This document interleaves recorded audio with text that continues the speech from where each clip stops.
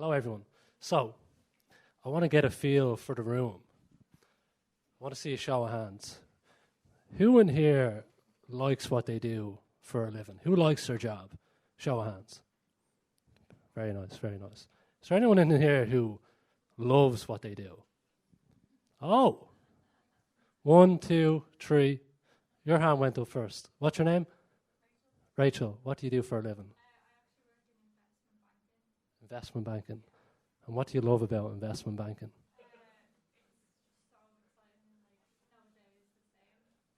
Yeah.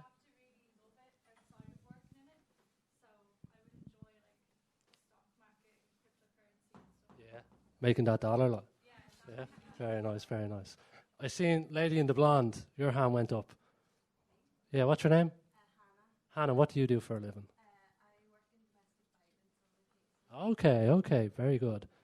Bit of purpose in there, bit of meaning. And what do you love best about your work?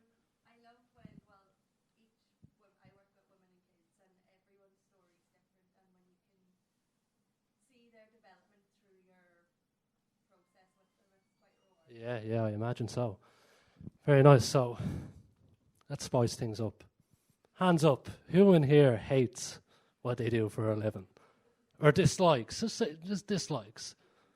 Only 3 people. 3 people. 3 honest people. Your hand went up. Was it you? Yeah. What's your name? Sophie. What do you do for a living?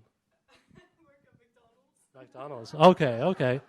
We're just getting started. And what do you hate about working at McDonald's? Yeah. All right, well, make a list. Give me the number one thing that you hate most. I don't think I get paid enough, to be honest. Yeah. Minimum wage. Yeah, I was surprised how low McDonald's pay, given the billions that they have floating around. Someone in the back there put up their hand. You, sir. What's your name?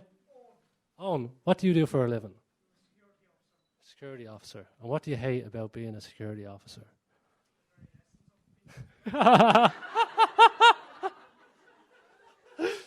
Just existing as a security officer. I get it. Yeah. Imagine so, yeah. Do you do nights? I do Days.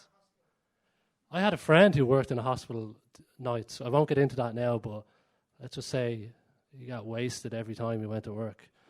But, right, look, we've got a good feel for the room, right? Some of us in here enjoy what we do for a living. Some of us don't enjoy it. But the goal of the session today is to help you find work that allows you to do more of what you like and less of what you don't like. And when it comes down to finding work you enjoy, a dream job, there's many schools of thought on this. One of them is just going all in on garlic bread or, talking about emojis all day. But when we look at the research, there's a group in the UK called 80,000 Hours. And they analysed 60 studies on what makes up for fulfilling work. And they broke it down into 5 different factors. Work you're good at, getting paid fairly, supportive colleagues, work that fits your personal life, and engage in work. So let's get into each one of them. The first one, work you're good at. Why do we enjoy work that we're good at? Well, the better you are at something, the more control you have over what you do and how you do it. And the beautiful thing is that we can get good at pretty much anything we want, but we've only got so much time in the day. So one way to think about it is figure out what you're already good at and focus on becoming exceptional in that area, really good at that.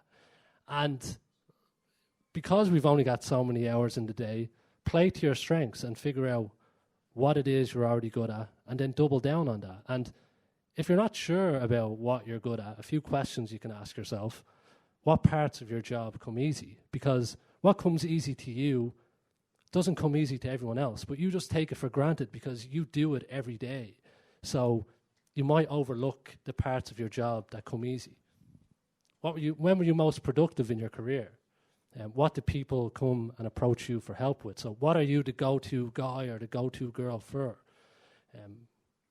what do you like best about your work? Because usually when you're good at something, you enjoy it. So these are good questions to ask yourself to figure out what you're already good at, so you can then figure out ways to, master your craft in a way. The second factor for finding a fulfilling job, fair pay. And not getting paid fairly is, one of the banes of our existence, and it causes a lot of our suffering with our work. So you need to make sure that you're getting paid fairly. And how do you make sure that? Well, a couple of ways. You want to talk to recruiters who hire specifically in your industry. And I recommend doing this a couple of times a year, because you'll quickly find out what the market is paying for someone in your position. And you want to try and talk to as many recruiters as possible to get as much data as you can. You can also review job listings. Obviously, not every job is going to have the salary, but it's worth trying. Reviewing salary calculators. So the likes of Glassdoor, Payscale.com, Salary.com, they report on salary, but all of that data is from people like you sending in their salary information. So it's not entirely accurate. So if you want to figure out what companies are actually paying, it can be better to just Google, Irish salary guide followed by your industry, Irish salary guide construction, and you'll find a more accurate information. Then you can talk to co-workers and peers. A lot of people in Ireland, they're very sensitive about talking about salary. And the thing is, if you can talk to your co-workers about your pay, it can actually work out quite well. And I'll give you a few examples here. So the lady here on the left talked to a colleague who was leaving her job and found out she was being massively underpaid. And yeah, she's in the middle of her negotiating her salary at the moment. And it can be easier to talk to a colleague who's leaving the company. They might be more open to discussing their salary with you. Another lady here on the right, her company is notorious for underpaying their staff, and she went ahead and got herself and her colleagues a $7,000 rise. And when it comes to talking about salary with your coworkers, you don't have to just say how much you're on or what are you earning. You can keep it light and just say, I'm thinking about asking for a raise of, X and Y. What do you think about that? What does that sound like? And just, read the room and see what happens. It might get the conversation going. And there's nothing illegal about discussing your salary with your coworkers. Now, it might make the management a little sweaty, but it's perfectly, unless there's a stipulation within your contract, talk about it. If you don't want to talk about it with your coworkers, talk about it with people who work in your industry.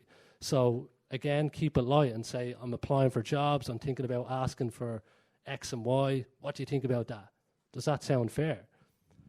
And if you do decide to ask your manager for a raise, what I recommend you do is a light stretching session the morning before work, and then go into the office and head kick your manager straight to the jaw. This works really well. I've used it with my clients.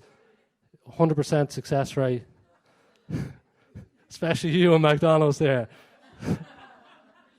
I'm not trying to incite violence here, right? It's all a joke. But if you do need help asking for more money, PaddyJobsman.com, I have free salary negotiation playbooks, show you how to get your money. Next up, supportive colleagues. We all know what it's like to have a shitty boss, and they will make your life hell. They have so much influence over your life. They decide what opportunities you get. They decide, how happy you are on a daily basis.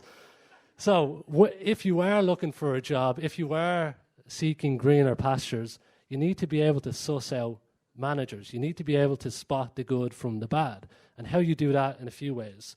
First of all, you can just Google them, see if they post anything online, see if they've been on podcasts, see if they're on YouTube, see if they've been in any high-profile legal cases like this one here, where they found out that the interviewer was suing her high school football coach, his kid's high school football coach, because he wasn't getting enough game time. So complete nut job.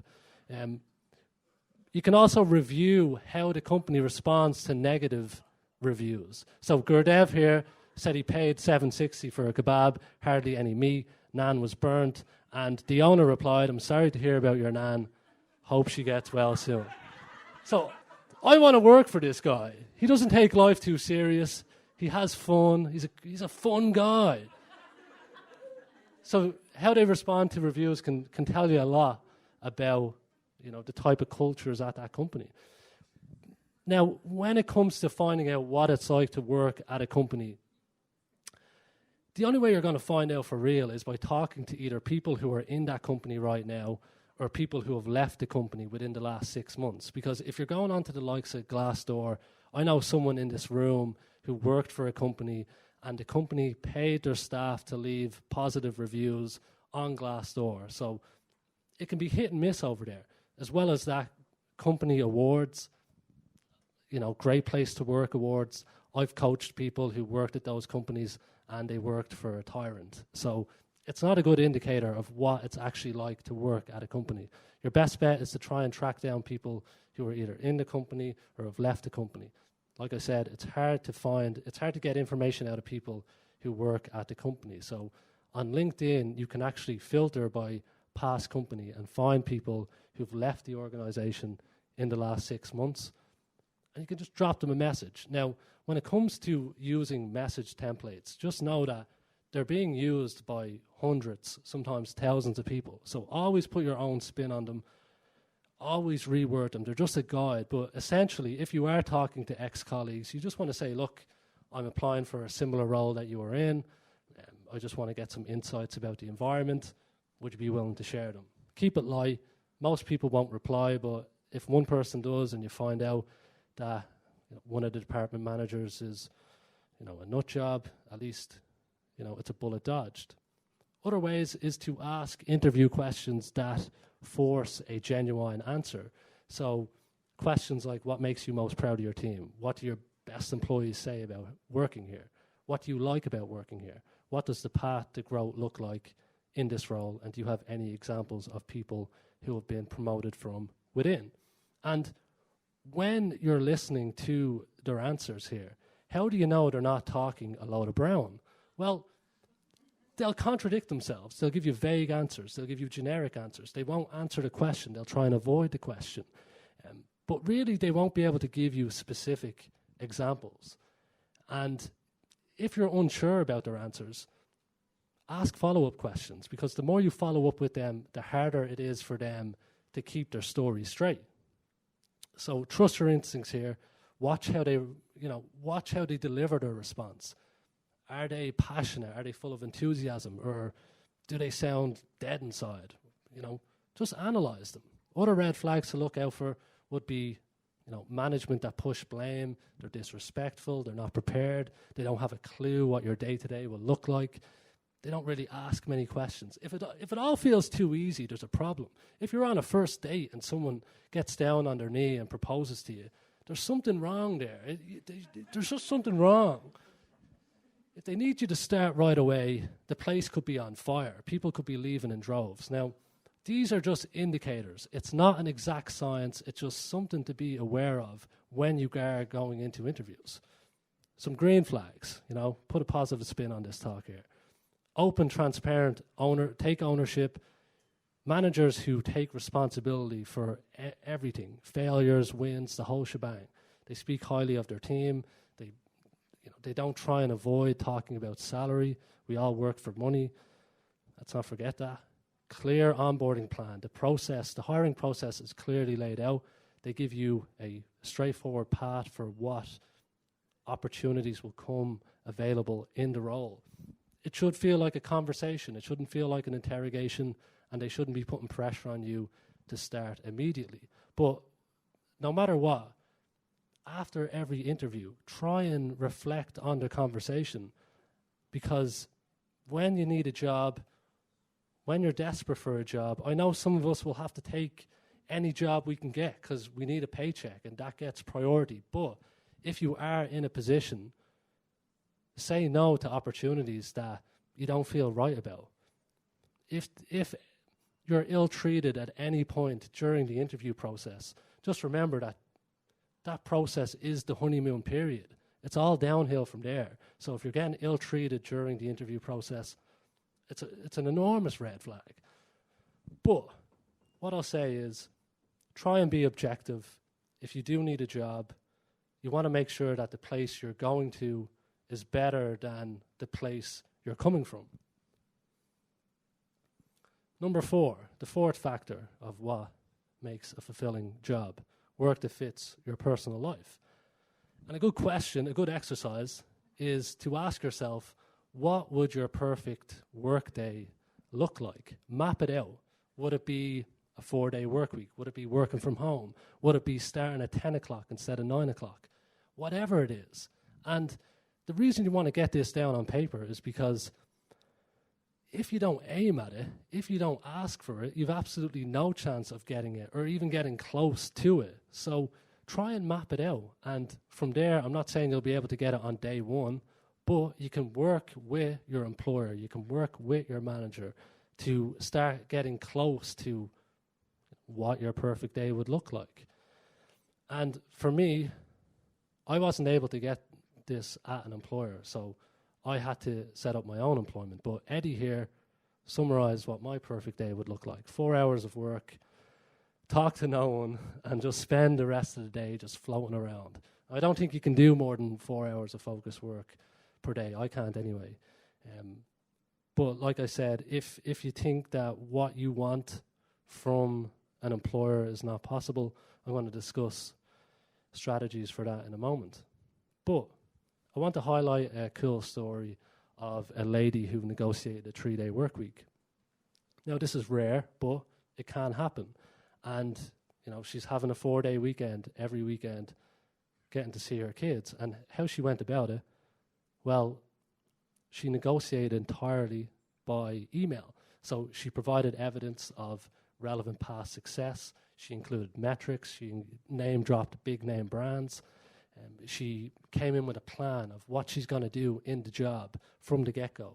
She referenced that she's hot stuff, that she had multiple offers on the table, but that this company was her number one choice. And how she finished was, she said, look, I'll sign right now if we can restructure the contract and make it a 3-day work week. And this comes back to being good at your job, because you get more leverage, you get more negotiation power if you are good at your job. This woman here was clearly good at her job, but definitely worth considering what your perfect day would look like in the future. Last up, engaging work. And I want to put a question out to you. So, a lot of you in here have got good at something you dislike. So good, in fact, that you get paid for it. But imagine how good you could get at something that you actually like or you actually care about. And to find work that you're engaged with, you need to list out what parts of your job you like and what parts of your job you dislike. And then with that list, you'll be able to figure out jobs that align more with what you like, so you can avoid doing the stuff that you don't like or maybe you hate. And it can be as simple as just doing a pros and cons list. This is mine. So I enjoy being alone and making memes. And I hate leaving my sitting room. I hate being on LinkedIn. I hate making presentation slides. I'm never doing one of these again. And I hate meetings. So no one's going to pay me to be alone and make memes. So I have to figure out a way to do it myself. But it's definitely a worthwhile exercise to map this out for yourself. Another option is the Holland Career Test. So personality tests, they can be hit and miss. But this test is free, and anytime I post about it on social media, the response I get is always positive. Most people are surprised at how accurate this test is. And it takes 5 to 10 minutes. You have to use very little brain power, and it's just questions like this, multiple choice. And the great thing is, when you finish it, it will give you a list of careers that match up with what you're interested in. And it will give you a breakdown of the tasks. It will give you a breakdown of future trends and related jobs as well. So jobs you wouldn't have even thought of. Now, the website that it will redirect you to is an American website, so you will have to go off and do your own research on the Irish market, but it's a really, really good test to figure out what you enjoy doing. Another option is to type into job boards the parts of your job you like. So I like making TikToks.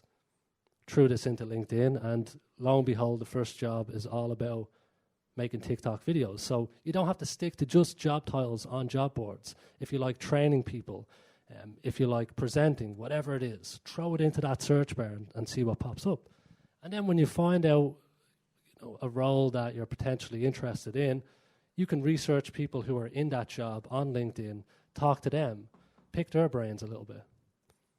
Other questions to ask yourself would be, what could you give a 45-minute presentation on without any prep? Is there any topic that you could talk on for 45 minutes without any preparation? Think about that. What did you enjoy doing as a child? I got asked this question by a massage therapist, and it ended with a happy ending. Not get your mind out of the gutter, right? Let me explain. So, as she was, drilling into my back, she was like, "Why is your back so banjaxed?" So I was like, "I'm sitting in an office chair all day. I don't like what I'm doing." She was like, "What do you like doing as a child?" And I was like, "Well, in school they let us do these sketch shows where we would direct these shows in front of the school, and they'd just be a massive laugh. It was so much crack." And I thought, right, there's something there. I enjoyed the entertainment aspect of that. So during COVID lockdown, me and my brother, I just said I'm ordering a green screen, and we done a handful of sketches. So here's me as a Garda commissioner, and my brother in the back there as a news anchor. And yeah, we had a blast doing it. And this is me as a milkman as well. Like, we lost the run of ourselves. But the point is that by doing this, it gave me confidence to start recording myself, combining what I enjoy doing with what I'm good at, which was, recruitment at the time and operating in the career space. So finding out what you enjoyed as a child, it worked for me, it might work for you. What topic do you go down the YouTube or Wikipedia rabbit hole? That's where your curiosity lies. There's clues in there. God only knows what this kid's after seeing, but it doesn't matter. Who do you like spending time with? Because imagine you could solve the problems for people you like being around. You're going to have a fun time. And a lot of people, me included, I got a job playing a character because I needed money. And yes, like I said, the paycheck gets the priority. But if you are in a position at some stage in the future, try and bring who you are to the interview, and you won't have to spend every weekend saying goodbye to your true self. Other options would be to just try out the career buffet. So if you have an inkling about something you might like, anything you want to learn can be sought after online for free. And when it comes to learning something new, it can be difficult to get started because you're thinking, I need the perfect day where I'm well rested, where I have a 3-hour block, where no one's going to bother me. And that day is never coming. It never is. So try and break the goal down into steps that you could possibly take every day. One way to go about this is just do 20 minutes a day, 121 hours over a year. Think about how far you would be if you put 121 hours into anything, how far you will have come. So I did this when I was setting up my own business. I just set the alarm for an hour before I started work. Willpower is going to play a massive role in you taking action. And it's very difficult after work where you're coming home, you're making dinner, maybe you're up with your kids or whatever it is. For you to start learning something new, the willpower, the battery's low. So for me, it worked well to just make a jug of coffee before work and then put in a shift. You can also upskill at the expense of your employer. It will save you money. It will make you more competitive in the market. It will increase your market value. And you can pitch it to them and just say, look, me learning these skills or developing these skills will help the company either make money, save money, or a combination of both, and see where it goes. Now, like I said, it could be the case that you need to go out on your own because what you want from your work life just isn't possible from an employer. And one question you can ask yourself is, what have you done for so long that people would pay you to coach them on? And an example is from my friend Dean Monks. He is a Brazilian Jiu-Jitsu black belt. He's been doing it 8 years. And last year, he just started training people in his cabin out his back garden. And now he's branching out. Now he's in a community center. Now he's looking for his own place. And he's getting paid to do his hobby. So Alan Watts says here, figure out some way in which you get paid for playing. Because if you do something you like and you stick at it, eventually you'll become a master of it. It's the only way to master anything. And as a master, you'll get a good fee for whatever it is. And it can literally be anything. I don't know if you've seen this lad on TikTok, but Francis Bourgeois, he screams about trains all day. He's an encyclopedia on old school trains, and he's blown up. He's getting sponsorship deals. He's meeting Thierry Henry here, all because he's followed his natural curiosity. And like I said, you do need willpower when you are starting something for yourself. So think about getting a job where you have minimal responsibility, or it's a low pressure job. So think working in a library, think working in a museum.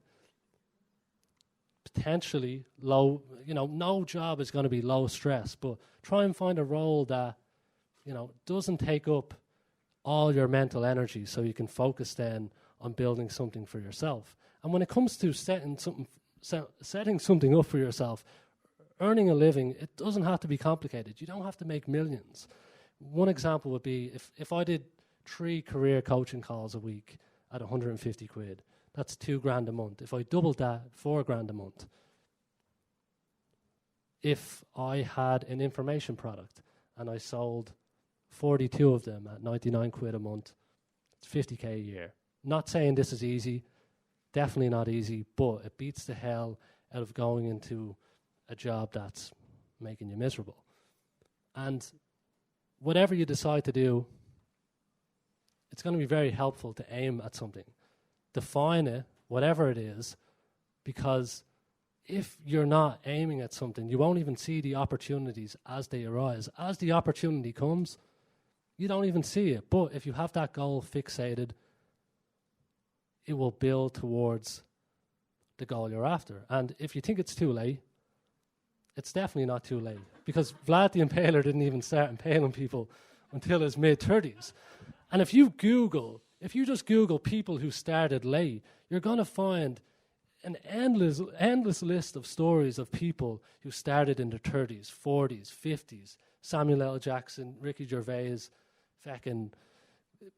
Morgan Freeman. Like, they all started, like, I was looking this up for comedians, and the list never ends. So it's never too late to start. And there's very little difference. Apart from physical attributes, we're all pretty much very similar. So there's people out there who are no smarter than you, who already have what you want. So whatever you decide to do, go out there and do it. And you can do it. You definitely can do it, because there's people out there that already have it. So if you are deciding to make a change with your career, I have free workshops on YouTube. I have a resume writing workshop, and I have a job search workshop as well. Check them out. Paddy Jobsman, social media, paddyjobsman.com for career resources. Thanks for your time, and have a smashing day. Take care.